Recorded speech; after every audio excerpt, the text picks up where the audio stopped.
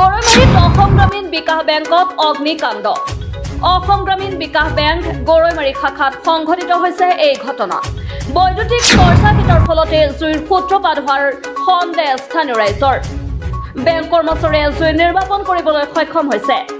বেংকৰ ভিতৰ ভাগত থকা কম্পিউটাৰ, কেছ কাউণ্টাৰ, কেবিনকে ধৰি বহু নথি পত্ৰ জুইত জাহ গৈছে। বেংক সেৱা গ্ৰহণৰ বাবে গ্ৰাহক ৰাইজৰ মাজত হাহাকাৰ পৰিস্থিতি।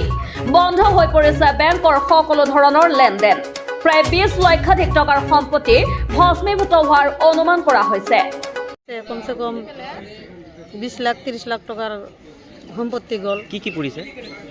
বেংকৰ যিমান ফাইল আছিলে, লেপটপ, কম্পিউটাৰ, মেচিন চেচিন যিমান আছিলে, জেৰক্স, প্ৰিণ্টাৰ মেচিন চব পুৰি জ্বলি পুৰি শেষ হৈ গৈছে।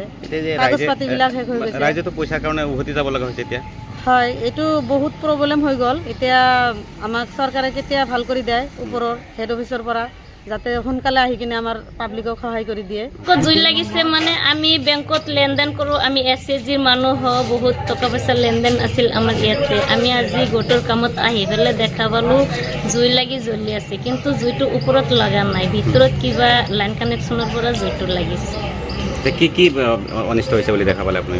দেখা পালোঁ যিবিলাক লেপটপ আছিল, আচবাব পত্ৰ আছিল, বহুত ডকুমেণ্টছ আছিল, চব জ্বলি গৈছে।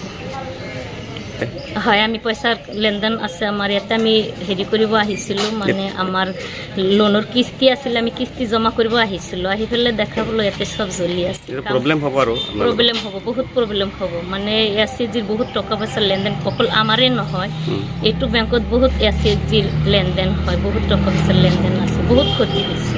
থৈছোঁ আৰু মানে আমি আতংকিত হৈছোঁ যে যোৱাকালি মানে মই বেংকত আহিছিলোঁ, ভালেই পাইছোঁ। অসম গ্ৰামীণ বিকাশ বেংক গৰাইমাৰী স্থিত। আজি হঠাৎকৈ আমি কাষ্টমাৰে হয়, মই এজন ইয়াৰে কাষ্টমাৰ হয়, আহিছোঁ আৰু হঠাৎকৈ চাওঁ এনেকৈ মানে বেংকৰ মাজত এনেকৈ জুই, মানে সকলো ভস্মীভূত হৈ গৈছে। আপোনাৰ কেছ যি আছে আপোনালোকে চাইছে নিশ্চয়।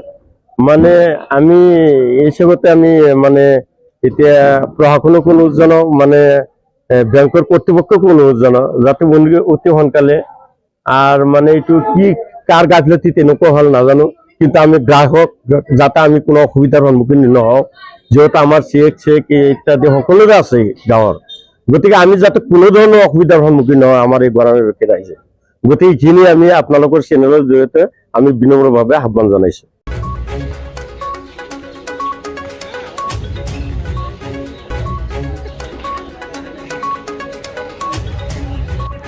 কুন্তলীৰ পৰা আবুল হাছেমৰ ৰিপৰ্ট, আছাম লোকেল নিউজ।